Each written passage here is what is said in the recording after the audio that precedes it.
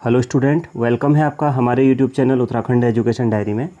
तो आज हमारी उत्तराखंड जीके की यह 79वीं क्लास होगी। इसके पहले की क्लासें अगर आपने नहीं देखी हैं तो आप सभी क्लासें प्लेलिस्ट पर जाके देख सकते हैं। सभी क्लासें आगामी आने वाले ग्रुप सी एग्ज़ाम के लिए काफ़ी महत्वपूर्ण होंगी।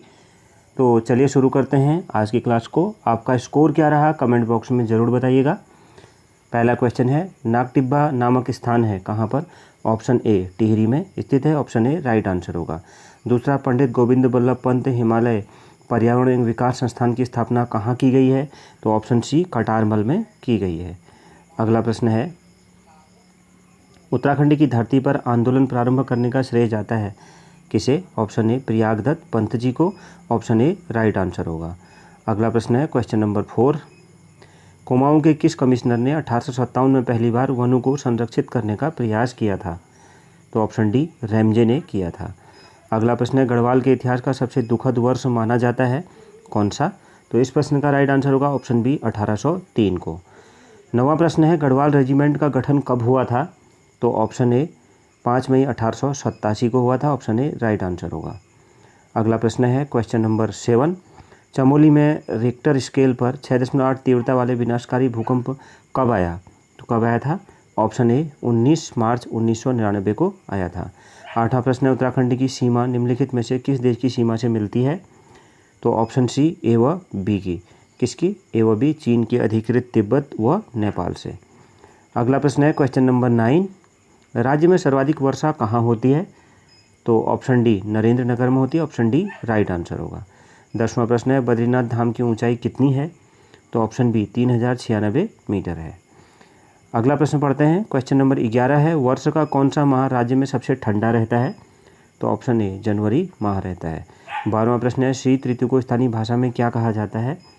तो ऑप्शन बी ह्युंद कहा जाता है, ऑप्शन डी इस प्रश्न का राइट आंसर होगा। क्वेश्चन नंबर 13 है, वर्षा ऋतु में 3 हिमालय क्षेत्रों में सर्वाधिक वर्षा कहाँ होती है? तो ऑप्शन ए बाह्य हिमालय में होती है, ऑप्शन ए राइट आंसर होगा। 14वां प्रश्न है, चाय की खेती के लिए उपयुक्त मिट्टी है कौन सी? तो ऑप्शन ए हल्की चिकनी दोमट। अगला प्रश्न है, अधिकतर चारागाही मिट्टियाँ पाई जाती हैं कहाँ? तो यह कहाँ पाई जाती हैं? इसका राइट आंसर हो जाएगा ऑप्शन ए जलधाराओं के पास पाई जाती हैं। क्वेश्चन नंबर 15 का राइट आंसर होगा ऑप्शन ए। अगला प्रश्न है, निम्न में से कौन सा मिट्टी गन्ने की खेती हेतु उपयुक्त है? तो कौन सी है? ऑप्शन ए तराई मिट्टी।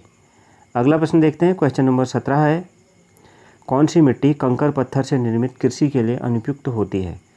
कौन सी मिट्टी कंकर पत्थर से निर्मित कृषि के लिए अनुपयुक्त होती है? तो राइट आंसर हो जाएगा ऑप्शन ए भाबर मिट्टी। मतलब ऐसी कंकर पत्थर से निर्मित यह मिट्टी होती है जो कृषि के लिए अनुपयुक्त होती है, तो यह भाबर की मिट्टी होती है। अगला प्रश्न है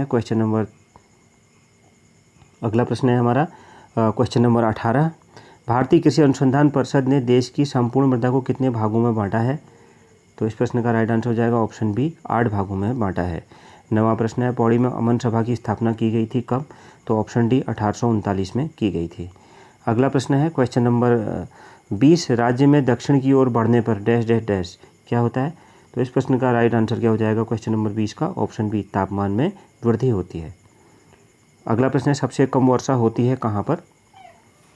21वां प्रश्न है, तो ऑप्शन ए बृहद हिमालय के ऊपरी क्षेत्रों में। 22वां प्रश्न, ग्वारखया गुफा किस नदी के किनारे स्थित है? तो राइट आंसर क्या हो जाएगा इसका? ऑप्शन सी अलकनंदा नदी के किनारे स्थित है। अगला प्रश्न है, राज्य के पर्वतीय क्षेत्रों की अधिकांशतः मृदा का मान है कैसा?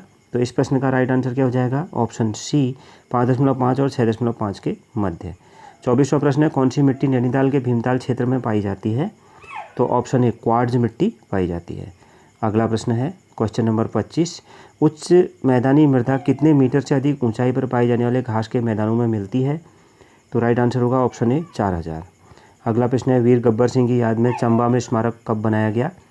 तो राइट आंसर हो जाएगा ऑप्शन बी 1925 में। अगला प्रश्न है क्वेश्चन नंबर 27, नंदा देवी कन्या योजना शुरू की गई? तो ऑप्शन बी 2009 में। 28वां प्रश्न, 108 सेवा शुरू हुई थी कब? ऑप्शन डी इस प्रश्न का राइट आंसर होगा 2008 में।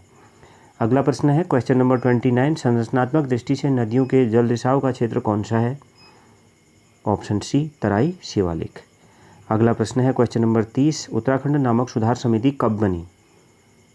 तो ऑप्शन सी 1919 में बनी थी। अगला प्रश्न है कण्वाश्रम पुस्तक के लेखक कौन हैं? तो कण्वाश्रम पुस्तक के लेखक कौन है? ऑप्शन डी ललिता प्रसाद नैथानी जी। 32वां प्रश्न है निम्नलिखित किस जिले में शीत ऋतु में सबसे अधिक वर्षा होती है? तो ऑप्शन सी कोटद्वार पौड़ी में। अगला प्रश्न है क्षय रोग संस्थान कहाँ स्थित है? तो क्षय रोग संस्थान कहाँ स्थित है? ऑप्शन बी भुआली में। अगला प्रश्न है केदारखंड में किस नदी को क्षीरधारा कहा गया है? तो इस प्रश्न का राइट आंसर क्या हो जाएगा? ऑप्शन बी मंदाकिनी को। तो ये थी हमारी आज की क्लास। आपका स्कोर क्या रहा कमेंट बॉक्स में ज़रूर बताइएगा। मिलते हैं नेक्स्ट क्लास में। Thank you very much.